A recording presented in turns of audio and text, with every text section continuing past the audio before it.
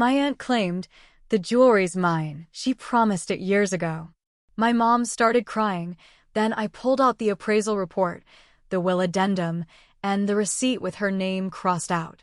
My mom passed away in early April. She had been battling cancer for years, and we all knew it was coming, but that didn't make it any easier. She was the glue that held our family together. After the funeral, we gathered at her house in Charleston, South Carolina, to sort through her belongings. That's when the drama started. My aunt, Margaret, showed up uninvited. She hadn't been around much during Mom's illness, but suddenly she was there, acting like she owned the place. She walked straight to Mom's bedroom and opened the jewelry box. "She promised this to me," Margaret said, holding up the sapphire necklace. "Years ago, she said I could have it." I was stunned. That necklace was a family heirloom, passed down from my great-grandmother. Mom had told me it would be mine one day. She even updated her will to reflect that. "Actually," I said, "Mom left it to me. It's in the will." Margaret's face turned red. She told me herself, "You're just trying to take everything." My mom, who was sitting quietly, started to cry. I reached into my bag and pulled out the documents, the appraisal report, the will addendum, and the receipt with Margaret's name crossed out. "Here," I said, handing them to her. "This should clear things up." Margaret glanced at the papers, then threw them on the floor. "This is ridiculous." She must have changed her mind. "No, Margaret," Mom said softly. "I didn't." Margaret stormed out, leaving the necklace behind. She hasn't spoken to us since. It's been a year now. The necklace sits in my jewelry box, a symbol of love, history, and the painful rifts that can divide a family. I wear it on special occasions, remembering my mother's strength and the lessons she taught me. Some say blood is thicker than water, but I've learned that clarity, honesty, and documented intentions are what truly hold a family together. Inheritance disputes are never just about money or possessions. They're about emotions, memories, and unresolved conflicts. My mother's foresight in documenting her wishes saved us from a prolonged legal battle, but it couldn't prevent the emotional fallout. I share this story not out of bitterness, but as a cautionary tale. If you have something valuable, be it an object or a sentiment, make your intentions clear. Put it in writing. Discuss it openly with your loved ones. Because when the time comes, it's not just about who gets what. It's about preserving relationships and honoring the legacy of those who came before us. Aunt Margaret eventually reached out, not to apologize, but to invite me to her daughter's wedding. I attended, wearing the sapphire necklace. She didn't mention it, but I noticed her eyes lingering on it throughout the evening. Some wounds never fully heal, but life goes on. And sometimes, the best revenge is living well, with integrity and grace. A few weeks after that wedding, I got a letter in the mail. Not an email. Not a phone call. A real letter. The envelope had no return address, but the handwriting looked familiar. I opened it and, just like I expected, it was from Aunt Margaret. It wasn't an apology. It was a warning. She wrote, "I hope you enjoy that necklace while you can. I'm going to make sure the truth comes out. You'll regret keeping what isn't yours." I sat there, staring at those words, heart pounding. She wasn't done. And I knew Margaret. She never threatened unless she had something up her sleeve. I didn't know what she had in mind, but I wasn't going to wait around to find out. The next day, I made an appointment with Mom's lawyer. I brought the letter with me. He read it, sighed, then pulled out Mom's file. "Her will is solid," he said. "But if Margaret tries to claim undue influence or fraud, she could drag this through court. Even if there's a signed addendum?" I asked. He nodded. "People sue over less. And she's got the money to make it painful." 2 weeks later, I got served. Aunt Margaret was suing me. She was contesting the will, claiming Mom had dementia when she made the changes. Said I manipulated her in her final months, that I pressured her when she was weak and medicated. I almost threw up. Mom was sharp. All the way to the end, she knew exactly what she wanted. She made her decisions clear to everyone, including Margaret. But now Margaret was acting like none of that ever happened. She even got her own lawyer, a big-shot estate litigator from Atlanta. I saw her once in the parking lot outside the courthouse, dressed like she was heading to the Oscars, not a legal meeting. Margaret didn't look at me when we passed. She just kept walking, head high, like she was already the winner. My lawyer prepped me for depositions. I gathered every piece of evidence I had, texts from Mom, voice recordings, videos of us talking about the necklace. Even the nurse who took care of Mom agreed to testify. She remembered Mom being totally aware and in control. Still, Margaret pushed. She found an old friend of Mom's who said she heard my mom once say Margaret would get the necklace. A vague, offhand comment from 20 years ago, and she tried to use that as proof. I started having panic attacks. Couldn't sleep. Couldn't eat. Every day felt like I was being dragged through mud, knowing that Mom's last wishes were being questioned. Then something changed. While going through some old files in Mom's attic, I found a locked box. I'd seen it before but never opened it. This time, I did. Inside were letters, handwritten, dated, and signed. From Mom to Margaret. In one of them, Mom wrote, "You need to stop asking about the necklace. I already told you, it's going to my daughter. This is final." Boom. I showed it to my lawyer. He smiled for the first time in weeks. This is gold. But it wasn't over. At the next hearing, Margaret's lawyer pulled out a surprise witness. Margaret's son, my cousin Tyler. He'd barely spoken to Mom in years. Suddenly, he was on the stand, saying he overheard a conversation where Mom offered the necklace to Margaret during a Thanksgiving dinner. My heart sank. He was lying. Flat out lying.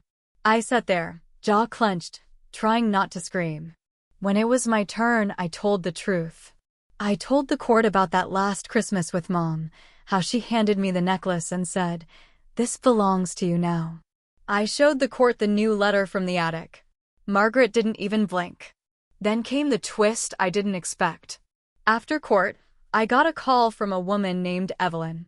Said she used to work for Margaret, her housekeeper, for over a decade. She saw a news report about the lawsuit and recognized my name. She said she had something I needed to hear. We met at a coffee shop downtown. Evelyn told me that years ago, Margaret asked her to call around for antique jewelry appraisers. Said she was trying to prove the value of a necklace before she gave it away.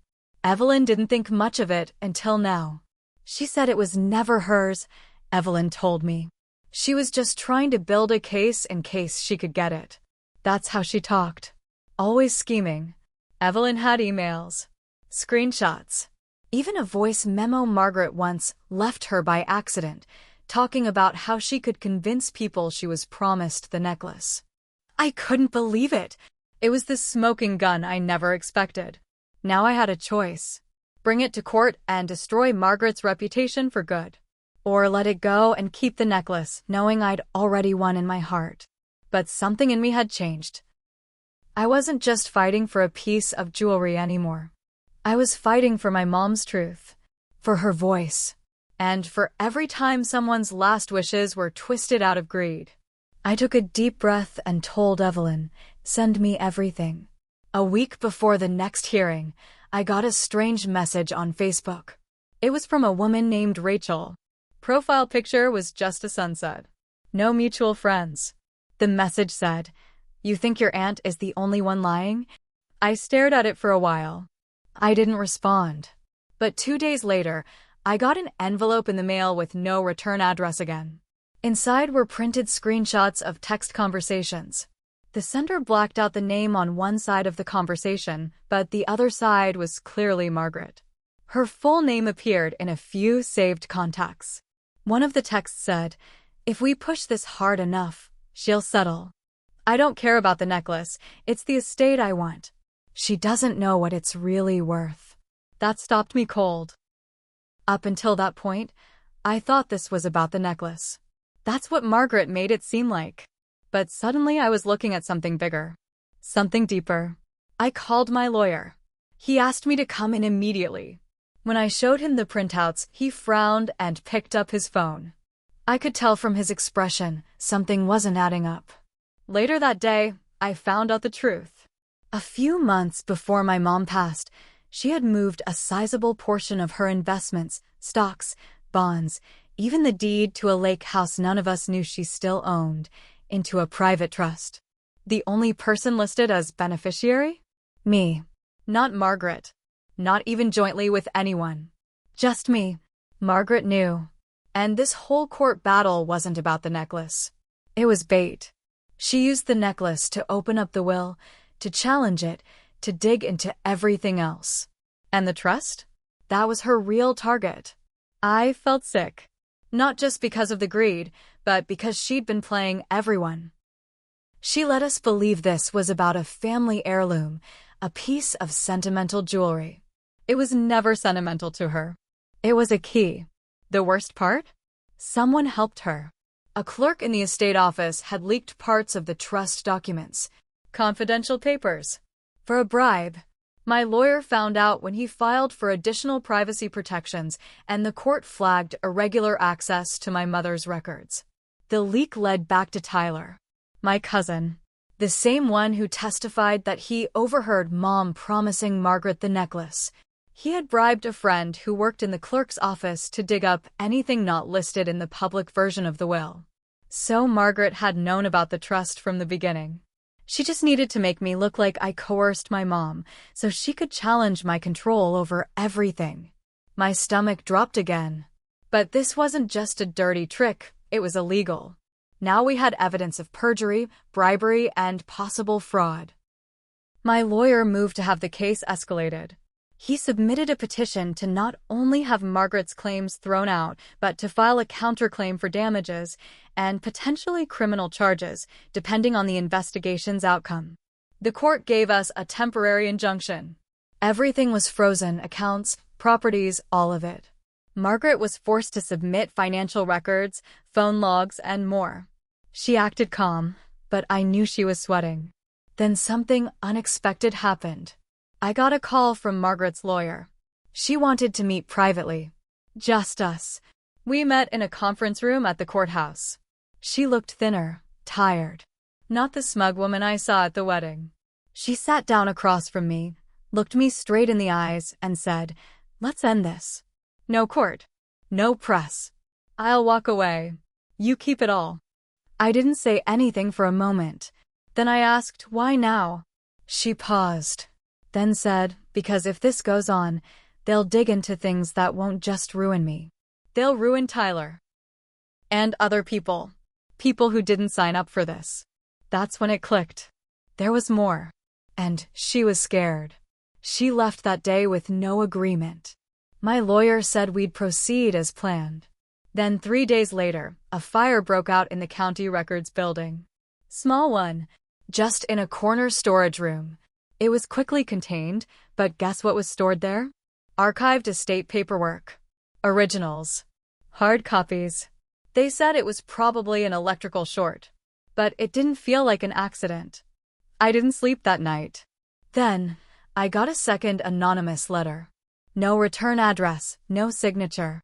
Just one sentence typed out, "Your mother was right not to trust them. Trust no one." There was no explanation. No context. But I knew one thing for sure. This wasn't just a family argument anymore. This was a war. And the only reason I was surviving it was because my mother had planned better than any of them could have guessed. 3 weeks later, a subpoena landed on Tyler's doorstep. He tried to act innocent, but the court wasn't buying it. The bribed clerk had already flipped, admitted to everything, gave up names, dates, text records. Turns out Tyler paid him with cash and offered him a cut if Margaret won the estate fight. Stupid mistake. My lawyer called it a slam dunk. But I didn't feel good. Just tired. Drained. Then it got worse. While we were waiting on the judge's final ruling, an investigator uncovered bank transfers from Margaret to an anonymous account offshore. They traced it back to a shell company, something Margaret had quietly started with Tyler's help. The plan was to move the trust money overseas if they won. It was all out now. The press got wind of it. Articles started popping up online. Local woman accused of estate fraud against dying sister's family. Margaret's face was on the front page of the local paper. So was Tyler's. That same week, Margaret called me. She begged. Not for the necklace. Not for money. For silence. She said, please, don't let them arrest Tyler. He was just helping his mom. I said, your mom died years ago. The woman you betrayed raised us both. Then I hung up. The court ruled in my favor. Everything was returned. The necklace. The trust. Even the lake house. But I didn't feel like I'd won. Just that something was over. Margaret was charged with fraud and conspiracy to defraud an estate. Tyler was charged with bribery and tampering with court documents. They took a plea deal, avoided jail, but their lives changed overnight. But here's where I messed up too. I let this all fester. I held back the truth about the trust until things blew up. My lawyer said it was strategic, but deep down I know I waited because I wanted them to dig themselves in deeper. I wanted to see Margaret crawl. And I did. But it didn't feel like justice. It felt like poison slowly leaking through my life. People stopped calling me. Family distanced themselves, said the whole thing was too messy. Some blamed me for airing dirty laundry. Said I should have just given her the necklace to keep the peace. Mom would have hated that. But Mom also knew Margaret. She knew peace with her wasn't real. It was always temporary, always conditional. I thought about selling the necklace. But then I remembered how it felt when Mom placed it in my hand that last Christmas, barely able to speak, eyes filled with meaning. She trusted me to protect something more than jewelry. I didn't sell it. I locked it away. Not because it was valuable, but because of what it cost. Now, when I go to that lake house, the one Mom bought years before cancer, there's a sense of peace. Quiet. But I don't forget. The wind on the water still reminds me of everything that happened. The letter from the attic is framed in the hallway. Margaret lives alone now, in a condo she had to downsize into. Her friends are gone. So is her reputation. Tyler moved to Texas. Last I heard, he's working a boring desk job and barely speaks to anyone in the family. As for me, I learned something harsh. Blood doesn't mean loyalty. Truth isn't enough. And sometimes, doing the right thing still leaves scars. But revenge? Revenge is letting them live with what they did. Every day. While I keep building something my mom would have been proud of. And the necklace? It stays locked in a fireproof safe. Not because I'm scared someone will steal it, but because it's a reminder of what people will destroy for something that was never theirs. And what they'll lose trying to take it. And I keep that reminder very, very safe.